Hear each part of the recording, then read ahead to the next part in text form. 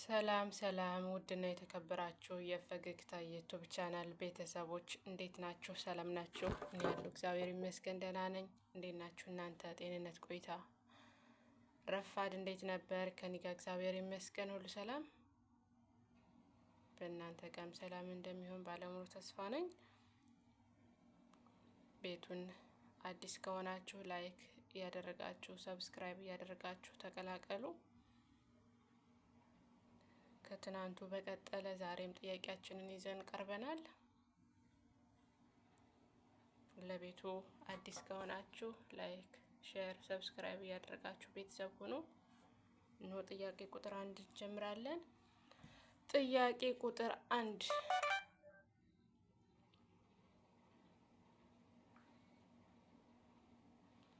ጥያቄ ቁጥር 1 እንደ ኢየሱስ ንግግር በዮሐንስ 9 ላይ አይነ ስውር ሆኖ የተወለደው ሰው በማን ኃጢአት ምክንያት ነበር?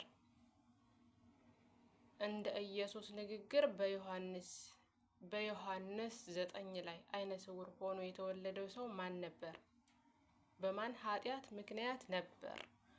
ሀ በአባቱ፣ ለ በእናቱ፣ ሐመሩሃ በራሱ፣ መ በማንም።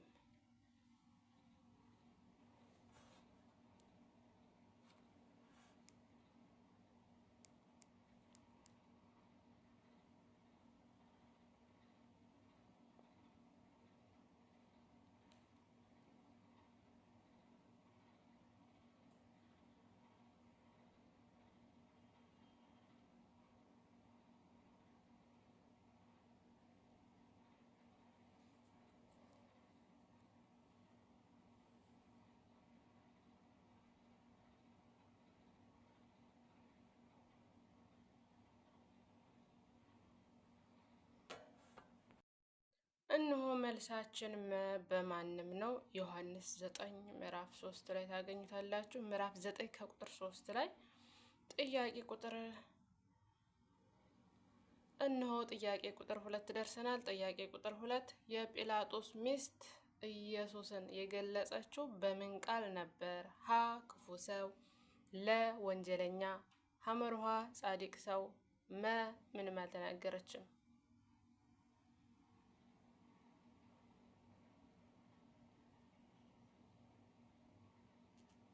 እነሆ መልሳችን ሐመሩሃ በጻድቅ ሰው ይሆናል። ጻድቅ ብላችሁ ከመለሳችሁ ትክክል ናችሁ።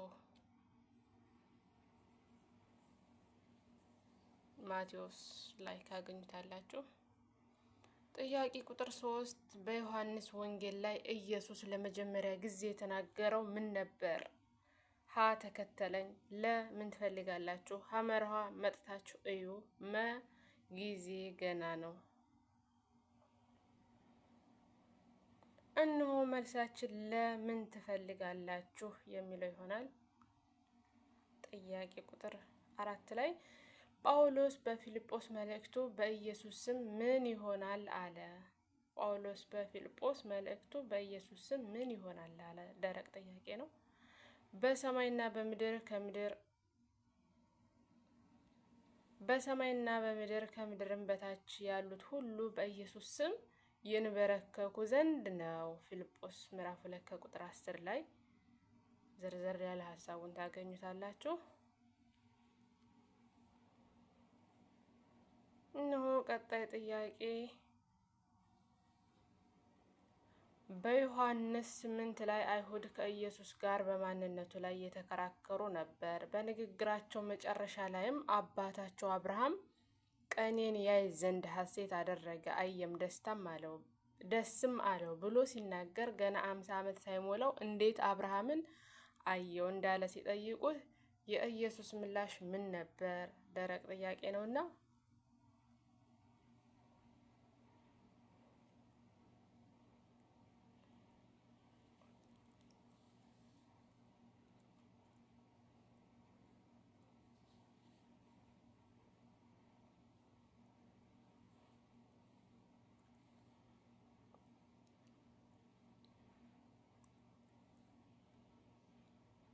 እነሆ መልሳችን ኢየሱስም እውነት እውነት እላችኋለሁ አብርሃም ሳይወለድ እኔ አለሁ አላቸው። ዮሐንስ ምዕራፍ 8 ከቁጥር 58 ላይ አለላችሁ። ዘርዘር ያለ ሀሳቡን ታገኙታላችሁ። እዛ ሄዳችሁ አንብቦ እንድታነቡት ተጋብዛችኋል።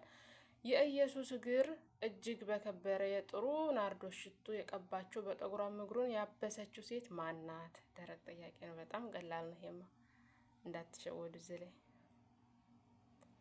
የአልዓዛርና የማርታ እህት ማርያም ነበረች። ዮሐንስ ምዕራፍ 12 ከቁጥር 3 ላይ ስንት መለሳችሁ?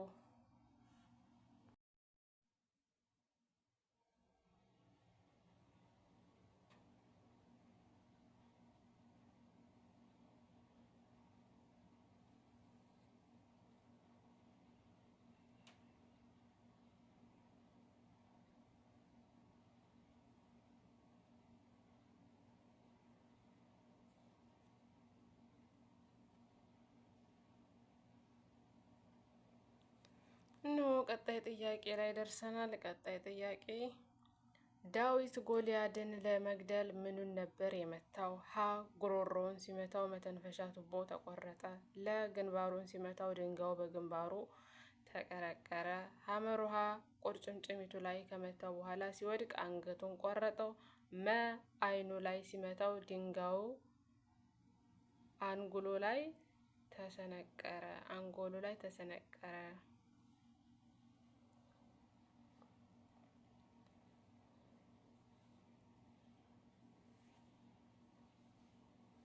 እነሆ መልሳችን ለግንባሩን ሲመታው ድንጋዩ በግንባሩ ተቀረቀረ ይሆናል። ለብላችሁ ከመለሳችሁ ትክክል ናቸው። ቀጣይ ጥያቄ ዳዊት ጎልያድን ለመግደል ምኑን ነበር የመታው የሚለውን ማስረጃ ከፈለጋችሁ ዳዊት እጁን ወደ ኮረጆ አግብቶ አንድ ድንጋይ ወሰደ። ወንጭፉም ፍልስጤማውያንም ግንባሩን መታው፣ ድንጋዩን በግንባሩ ተቀረቀረ፣ እርሱም በምድር ላይ በፊቱ ተደፋ። አንደኛ ሳሙኤል ምዕራፍ 17 ከቁጥር 1 እስከ 58 ላይ ያለውን ስታነቡ ታገኙታላችሁ።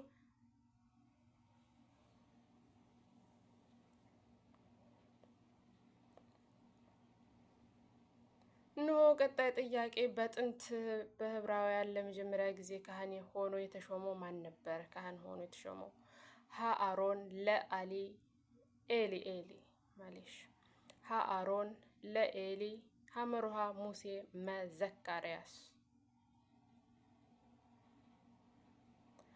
እነሆ መልሳችን ሀ አሮን ነው። አሮን ብላችሁ ከመለሳችሁ ትክክል ናችሁ።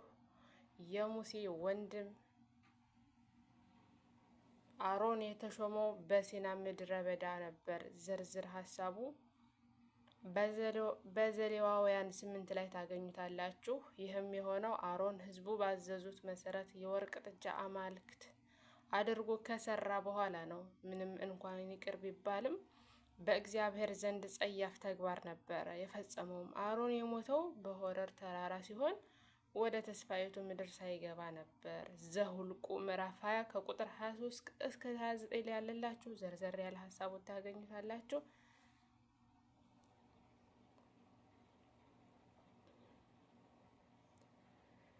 እነሆ ወደ ቀጣይ ጥያቄ ላይ ደርሰናል። ቀጣይ ጥያቄ የሚሆነው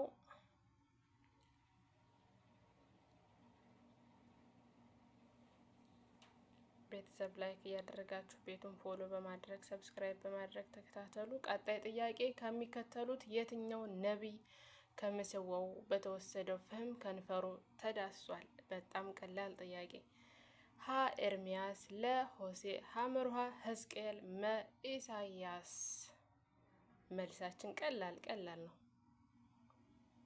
እነሆ ትክክለኛ መልሳችን መ ነቢዩ ኢሳያስ ነው። ትንቢተ ኢሳያስ ላይ ያለና ኢሳያስ እግዚአብሔርን በማየቱ ፈርቶ ነበር። ምክንያቱም ከንፈሩ የረከሰበት ሰው እንደሆነ ስላሰበ ነው። ለዛም ነበር መልአኩ አፉን የዳሰሰው። የመንጻቱ ምሳሌ የሚያሳይ ነው። ኢሳያስ ላይ ታገኙታላችሁ። ትንቢተ ኢሳያስ ላይ በዘፍጥረት ቀጣይ ጥያቄ በዘፍጥረት ምዕራፍ 19 ከቁጥር 15 መላእክት በከተማይቱ ኃጢአት እንዳይጠፋ ሚስቱንና 2 ሴት ልጆቹን ይዞ እንዲሸሽ ያስቸኮሉት ሰው ማን ነው?